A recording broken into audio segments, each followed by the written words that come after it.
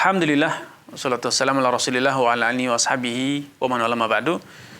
Saudara Ari Iskandar di Jawa Barat, tepatnya di Kabupaten Bogor, bertanya tentang nisab zakat mal pada uang yang kita pakai 85 gram emas atau 575 gram perak.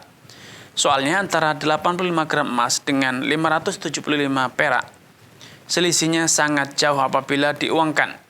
Terima kasih. Barakallahu fiikum wa athabakumullah kepada Saudara Ari Iskandar atas kebersamaan. Semoga Allah SWT menampakkan taufik hidayah kepada Anda, keluarga, dan juga seluruh pemirsa Fatwa TV dimanapun Anda berada. Untuk menjawab pertanyaan Saudara Ari, ada beberapa prinsip yang harus difahamkan atau difahami terlebih dahulu. Yang pertama, penjelasan tentang nisab yang ada dalam Al-Quran ataupun hadis itu hanya berkaitan dengan emas dan perak. Sedangkan mata uang yang itu sebagai alat transaksi standar nilai, maka dianalogikan, dikiaskan dengan emas dan perak. Sehingga uang tidak berdiri sendiri nisabnya, tetapi dianalogikan, dikiaskan dengan emas ataupun perak. Yang kedua, acuan dalam urusan zakat yang menjadi acuan utama adalah kepemilikan Anda terhadap sejumlah dana atau harta yang tidak terpakai, alias dana tersebut terus mengendap, emas tersebut terus tersimpan selama 1 tahun, selama 1 haul. Sehingga ketika Anda memiliki sejumlah emas 85 gram emas atau 595 perak selama 1 tahun dan itu tidak tergunakan, tidak terbelanjakan atau tidak Anda belanjakan untuk memenuhi keperluan, berarti Anda statusnya adalah orang yang kaya. Karena bisa menyisihkan harta sedemikian banyak, tidak digunakan untuk keperluan Anda. Demikian pula halnya ketika Anda memiliki uang, ketika Anda bisa menabung. Menabung itu berarti kebutuhan primer Anda, kebutuhan sehari-hari Anda telah terpenuhi. Sehingga masih ada sejumlah dana yang bisa Anda sisihkan, Anda tabungkan. Maka dalam kondisi macam ini berarti Anda harus sadar bahwa Anda adalah orang yang kaya. Karena Anda membutuhkan dana tersebut, saya sudah Anda gunakan untuk belanja.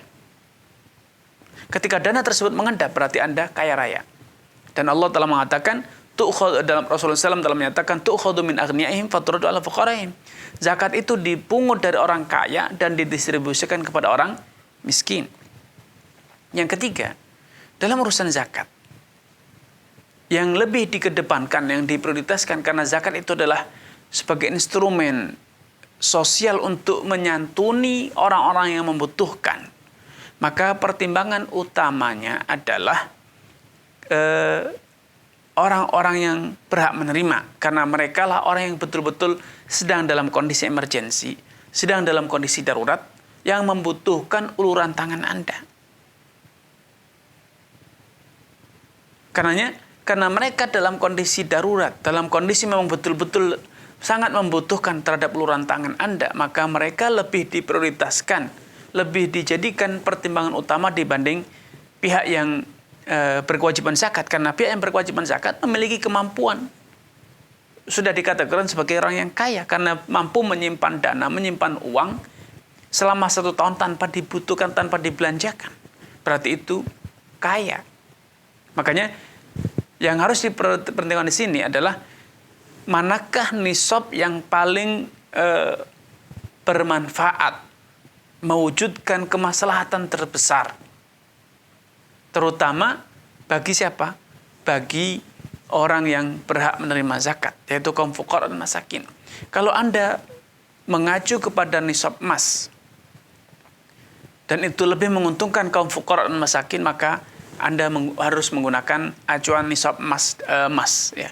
Tetapi ketika Anda mengacu nisabnya perak lebih menguntungkan kaum fuqara dan masakin, maka Anda harus menggunakan nisabnya perak. Dengan demikian, nisab yang digunakan adalah nisab yang paling kecil.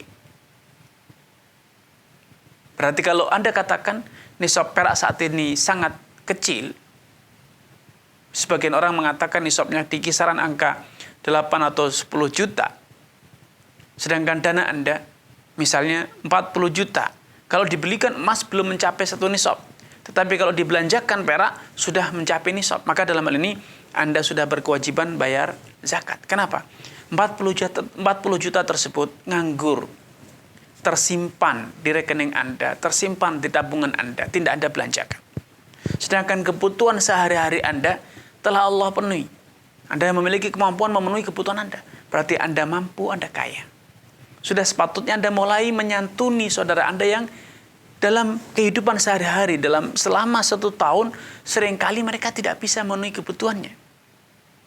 Tidak mampu mencukupi kebutuhannya. Maka sudah sewajarnya bila Anda sadar, setahun penuh Anda mampu memenuhi kebutuhan. Untuk sekali dalam 1 tahun.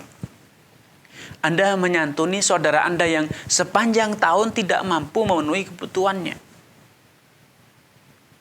Ya, dan percayalah, ketika Anda menyantuni mereka dengan mengeluarkan zakat mal Anda, harta Anda tidak akan berkurang. Allah akan berkahi, Allah akan lipat gandakan, dan Allah akan beri gantinya yang lebih baik dan lebih banyak.